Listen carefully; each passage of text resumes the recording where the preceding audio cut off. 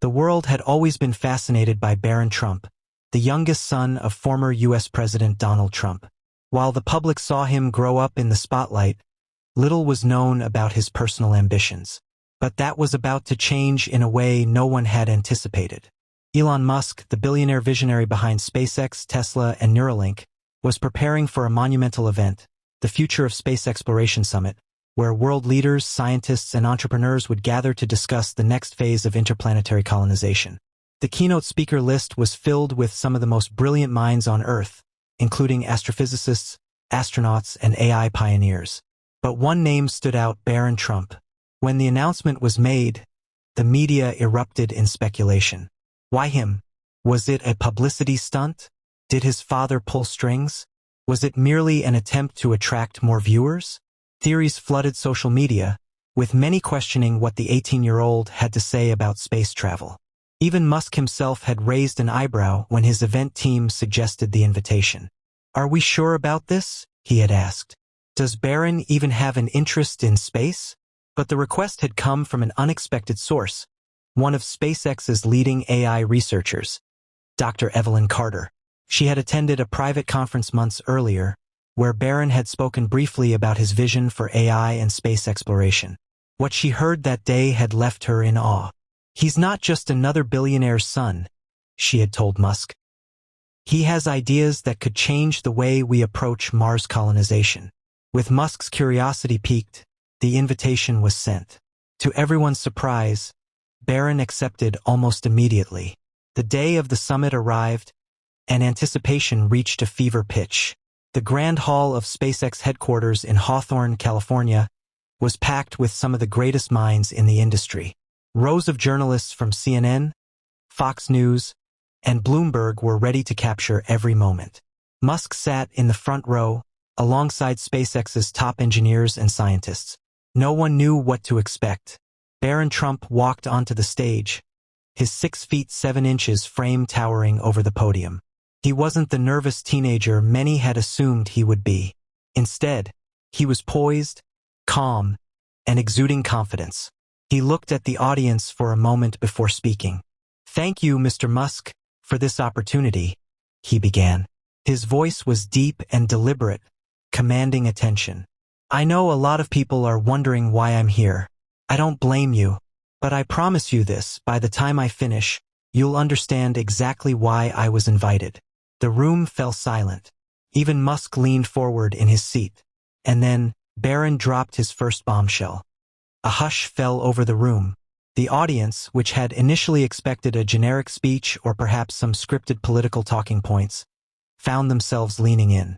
Barron Trump let the silence hang for a moment before continuing. "We talk about Mars as if it's the final frontier," he said, his hands gripping the edges of the podium. "But what if I told you we're thinking too small? That Mars is just a stepping stone? That the real future of human civilization is far beyond the red planet?" A murmur rippled through the crowd. Elon Musk, who had spent years making Mars colonization humanity's ultimate goal, furrowed his brow. This was not what he expected. Barron tapped on the large screen behind him, and a 3D hologram flickered to life. It was not Mars. It was something much bigger. "This," Barron said, pointing at the image, "is Callisto, one of Jupiter's largest moons. And this," he continued, swiping the display to a new visual, "is Titan, Saturn's most Earth-like satellite." He turned back to the crowd. "For decades, we've been hyper-focused on Mars, but in doing so, we've ignored better options. Titan has an atmosphere that can shield us from radiation. Callisto has water ice that can sustain life. And both have gravity levels that won't destroy the human body over time, unlike Mars, where long-term habitation could be a death sentence." A ripple of shock spread through the room. Had they been looking at Mars all wrong? Musk whispered something to one of his lead engineers.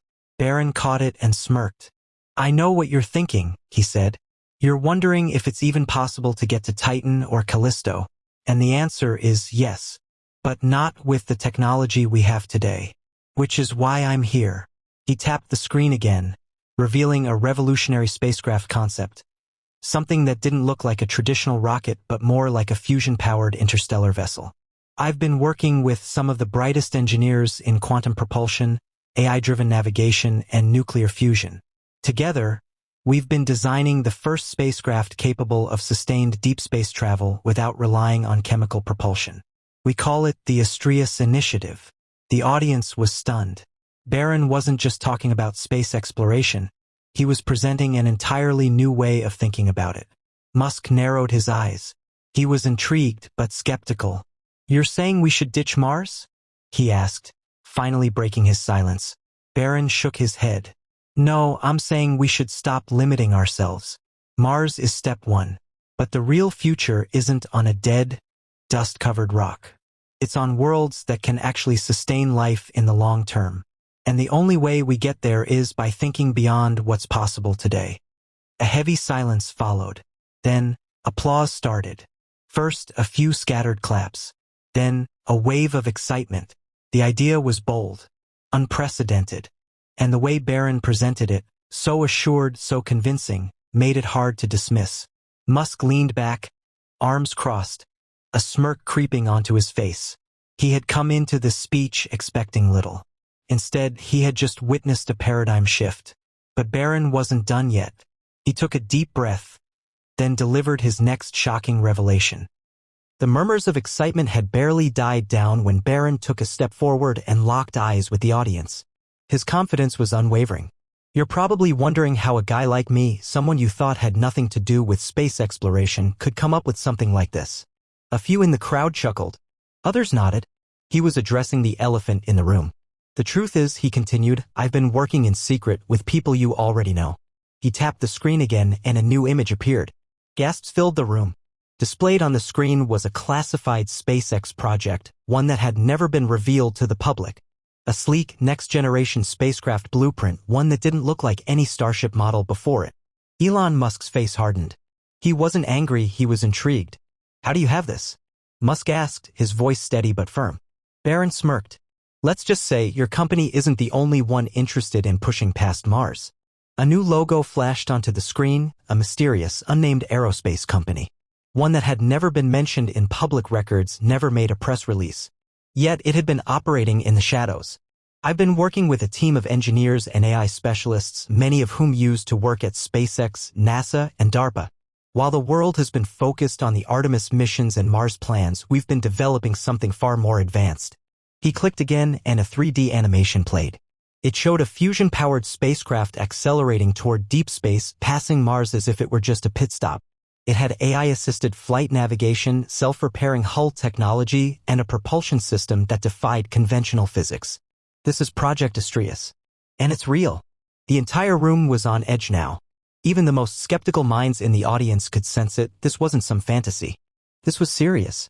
Musk, for the first time that day, looked genuinely impressed. "A fusion-powered ship? You're claiming you've already developed a prototype?" Barron nodded. "Not just a prototype. We're preparing for a test flight." The words hit the audience like a shockwave. A journalist in the back stood up. "Are you saying a non-government space agency has built the first interstellar-capable ship?" Barron took a breath and then spoke clearly, letting his words sink in.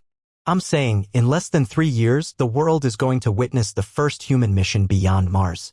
And when that happens, everything we thought we knew about space exploration will change." The audience was stunned. Musk, always known for thinking decades ahead of the world, finally gave a slow nod. "You've got my attention," he said.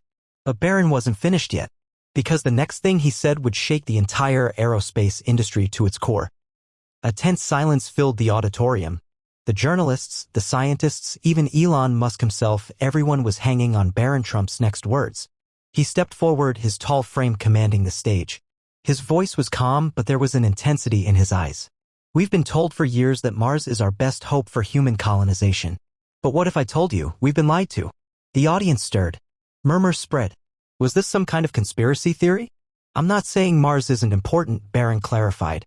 "I'm saying that certain people, powerful figures in government and private industry, don't want us looking beyond Mars. They want us trapped in a long, expensive colonization effort that keeps us locked into old technology." He turned to Musk. "Even you, Elon, have been caught in this game, unknowingly, I assume." Musk raised an eyebrow. "And what game is that?" Barron tapped the screen and classified documents appeared, leaked memos, intercepted emails, confidential reports from top aerospace agencies and government contractors. These are communications between high-ranking officials in NASA, SpaceX competitors, and defense contractors. They prove that billions of dollars are being funneled into deliberately slowing down space technology advances. They don't want us moving past Mars. The crowd erupted. A journalist from CNN jumped to his feet. Are you saying there's a coordinated effort to stall deep space exploration? Barron nodded. Yes. And the reason is simple: control. The moment we move beyond Mars, space becomes uncontrollable by a single government or entity. But if we stay locked in an endless cycle of Mars colonization efforts, the same old power structures remain intact. Musk was now staring at the documents, scrolling through them on his tablet. His expression was unreadable, but his mind was racing. Barron continued, "This is why Project Astrius had to be built in secret. If we announced it too early, we'd be shut down before we even launched." Someone in the audience called out, "And what makes your project any different? Won't they try to stop you?" A sly smile crossed Barron's face. "They can't stop us. Because we're already too far ahead." A new screen lit up. This time it showed a massive underground facility. "This is our launch site. It's completely off the grid, privately funded, fully operational. And in exactly 18 months, we will launch the first human mission beyond Mars. No bureaucratic red tape. No government interference." Gasps filled the room. Musk folded his arms, his expression unreadable. "And what exactly are you hoping to find out there, Barron?" Barron took a deep breath. His next words would change everything. "We're looking for the truth. About space. About human existence. About why we're really here." The room was now dead silent. And then he delivered the final, earth-shattering revelation. The audience sat in stunned silence. Even the most skeptical minds in the room, the hardened engineers, the seasoned journalists, the world's leading space experts, were captivated. Barron Trump had already shocked them with his futuristic spacecraft, his exposure of a hidden agenda, and his bold claim that Mars was not humanity's final destination. But nothing could have prepared them for what he was about to reveal next. He took a deep breath and tapped the screen behind him one last time. A new image appeared. At first, it looked like a typical space photograph, an infrared scan taken by a deep space telescope. But as the image enhanced, details began to emerge. A structure. Something artificial. "This," Barron said, his voice steady, "is an anomaly detected near Enceladus, one of Saturn's moons. It was first observed 5 years ago. But instead of investigating, major space agencies buried the findings." The room erupted into whispers. Some gasped. Others leaned forward, trying to process what they were seeing. "This structure," Barron continued, pointing at the image, "is not natural, and it's not a glitch or an error. This was confirmed by multiple independent astronomers. But every time someone tried to go public, they were silenced." Elon Musk, for the first time, looked truly shocked. He studied the image, his mind racing. "You're telling me," Musk said slowly, "that there's an artificial structure near Enceladus? And the world's space agencies covered it up?" Barron nodded. "Yes, and that's why we're going there." Another slide appeared. This time it was the mission plan for Project Astrius. A deep space probe, powered by fusion propulsion, set to launch in 18 months. Unlike NASA's slow, decade-long missions, Astrius would reach Saturn's orbit in under 2 years. "Our mission is simple," Barron said. "We will send an autonomous AI lander to Enceladus to investigate. If we find nothing, fine. But if we find what we suspect, it will change the course of human history." The audience was frozen. A female journalist finally spoke up. "What exactly do you suspect?" Barron turned back toward the crowd. His face was serious, his words measured. "We believe," he said, "that we are not alone." The auditorium exploded. Journalists shouted over each other. Scientists exchanged frantic whispers. Even Musk, the man who had always pushed the limits of human ambition, was left speechless. The implications were staggering. If Barron was right, if there was something alien near Saturn, then everything humanity thought it knew about the universe would have to be rewritten. Musk finally spoke, his voice low but filled with curiosity. "And if you do find something, what happens next?" Barron smiled, a knowing smile. "Then, Mr. Musk," he said, We won't just be talking about the future of space exploration anymore. We'll be living it. The room sat in stunned silence. The world would never be the same again.